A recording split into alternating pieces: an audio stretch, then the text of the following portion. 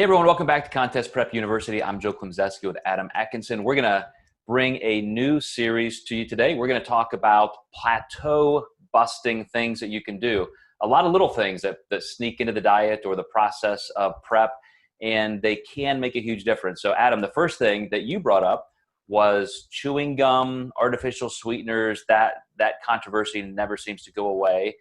And I have kind of a neutral stance. I know there have been some studies, I don't think they're necessarily the best or conclusive studies, that show they probably don't impact diet or weight loss, fat loss. But I got to say, there are some people where it makes an undeniable difference. So I'd love to hear your perspective on that. Yeah, it's hard because we're getting into anecdotal evidence with just being coaches ourselves. But I've literally seen it where I've had clients chew 7 to 14. Sometimes you get clients that do more than that. They chew so much gum, you even cut it back in half because you can't just have people, 0 to 60, a long habit like that. And I've not even moved their macros, and I'm seeing a really incredible change when someone was, stalled out for 4 or 5 weeks, and I've made moves and I couldn't figure out why. And that's where the series is really important. These are all things we look into where we know a client should be losing and they're not. On the other hand, I've also had clients consume tons of things. I've seen the Walden Farms in their stories, and I don't pick on them too much about it if they're actually are losing, but I do make them aware that that might be too good to be true. And if you stop losing weight, that's probably going to be the first thing I would say that should go. Yeah, you're exactly right in that the anecdotal evidence is not the best way to study something. But I'll tell you a couple of the initial stories I had with clients. And one is, just a sweet little old lady, not a competitor, who was losing a pound a week. Everything was great. And then just hit this plateau. And the plateau just would not yield. We got 2, 3, 4 weeks into this. And finally, I just brought her back into my office. And I said, look, is there anything you've been doing differently? And she said, yeah, once I hit that level of success, I started drinking diet soft drinks. I've never done that, but I thought it'd be good for taste, flavor. And she was increasing. I mean, she had gotten up to like 5 a day, 5 Diet Cokes a day. And I said, okay, let's just humor me. Let's cut that out. And immediately she started dropping, went right back to normal. And she said she felt better, less hypoglycemia, that kind of thing. So then I had a competitor who was incurring the same thing. And come to find out, he was putting, I think at the time it was almost 30 packets of aspartame on his food, in his coffee, on his oatmeal, all this stuff.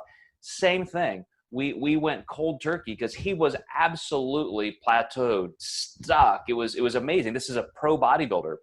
And instantly he lost 3 to 5 pounds that week. And over the next month, he lost 17 pounds. Just bloat, water, body, just all of this stuff. And I'm like, gosh, there is something to this. So every time I run into a sticking point with a client and I get down to this level, I have never had a scenario where bringing artificial sweeteners down did not help. Mm-hmm. Absolutely. I will say this, you're going to have your ectomorphs that get lean no matter what they do. But when you're looking at those clients that really do struggle with fat loss quite a bit, this stuff becomes even more so important when they're just already having a difficult time losing. Well, the reason I said that I don't think the studies right now are completely valid is they're all correlational. They'll give rats or people a certain amount and say, okay, you lost weight, you didn't, or even a survey study. Here are the people who say they consume artificial sweeteners and they seem to lose just fine, but nobody studied the real biochemical mechanism here. And I think it really does have to do with insulin, because when you consume something sweet, as soon as you just get that first taste on your salivary glands, your taste buds, your body starts secreting insulin and digestive fluids, enzymes, to digest and assimilate that. And so even if there are no calories in that, more insulin starts creating that process of at least moving away from fat mobilization and to fat storage, even if there's nothing there. So I do know that they have tested that, and they just don't seem to think there's a correlation between aspartame or artificial sweeteners and insulin. But I've got to say, there just has to be more studies done on a broader base and different doses to ever convince me, because I've seen it work too much in the opposite direction. Yeah, when we're seeing it as often as there is, there definitely needs to be some more research done. Yeah. And I'm like you, if somebody's losing fine without it or without taking it out, totally fine.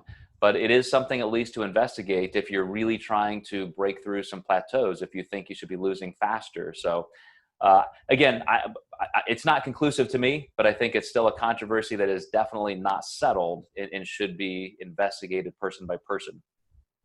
Yeah, absolutely. All right, guys, well, stay tuned. We're going to go through a few more of these small plateau busting tips that may help you just get yourself over the top.